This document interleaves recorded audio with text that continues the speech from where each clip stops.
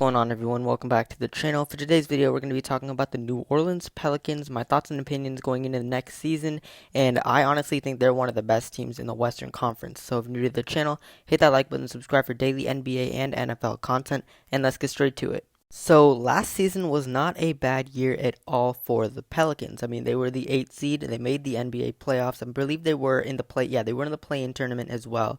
And honestly, ever since that play-in game, they were just on a roll. They were on fire. I mean, the beginning of the season, they started off pretty rocky. I believe they were like 4-12 at one point in the year. And that is pretty terrible to start off the season, but they've been great. I mean, Jonas Valanciunas, per se, he does his role very, very well for the Pelicans. I mean, last season he averaged 17 points per game, 54.4% from the field, 11.4 rebounds, 2.6 assists. So those are pretty good numbers for a center. I mean, almost 20 points a game is very great for a guy that can shoot threes, who is 7 foot tall. And yeah, he can just pretty much do it all, and he played really well for the Memphis Grizzlies during his time there, and now that he's on the Pelicans, he's just been very, very good, and he hasn't even played with Zion yet, who's injured the whole year, so it's going to be fun watching him. And also we have here Brandoningram, who just last season averaged 22.7 points, 46.1% from the field, 5.8 rebounds, and 5.6 assists. So pretty good numbers right there. I mean, especially when you're not playing with your best player on the team, obviously there in Zion and you did bring in a new player around at the trade deadline in cjmccollum. So you got a pretty new roster from the season before that.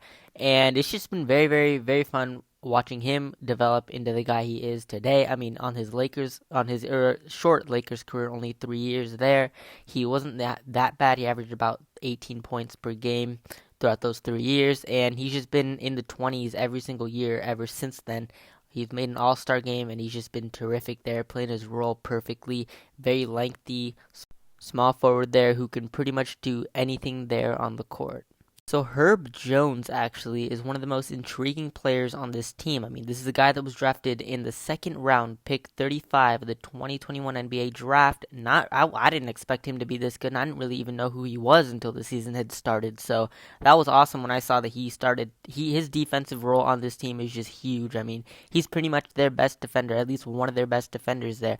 A rookie there last season, and I honestly think he's going to be one of the best defenders in the NBA. I mean, he's a Draymond Green type player. He can get in your head. I mean, he should be able to later on in his career, obviously, but he's a great defender. He can shoot. He's a good 3-and-D wing, and I just think the Pelicans are super lucky to have drafted him.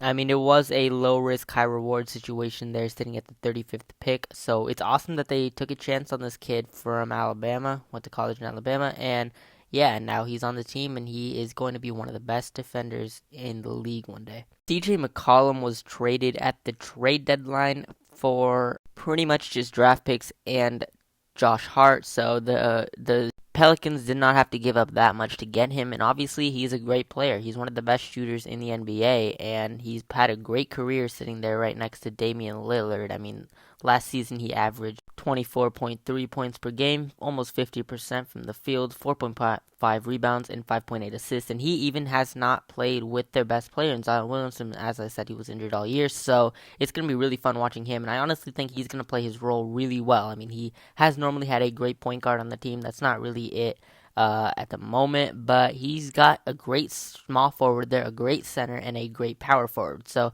it's going to be fun watching this young team next year.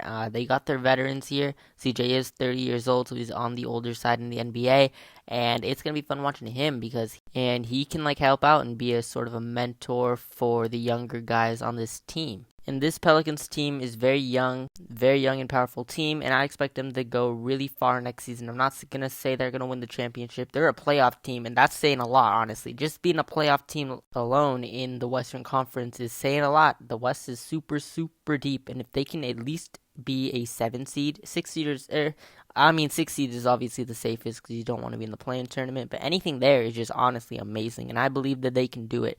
They're one of the best teams in the West, if you ask me. I mean, I think when Zion plays, I think they're one of the best teams. He's an all-star. He can pretty much do anything there. I mean, he just needs to stay healthy, and he's their guy. I don't expect him to get paid a max contract. I saw that he's projected to get half of a max, so that's not great for now, but I mean, he's going to show up and he's going to be great, and they're going to be able to sign him a max sooner than later. So that's all I have to talk about in today's video. If you enjoyed, hit that like button, subscribe for more NBA and NFL content, and I'm out. Peace.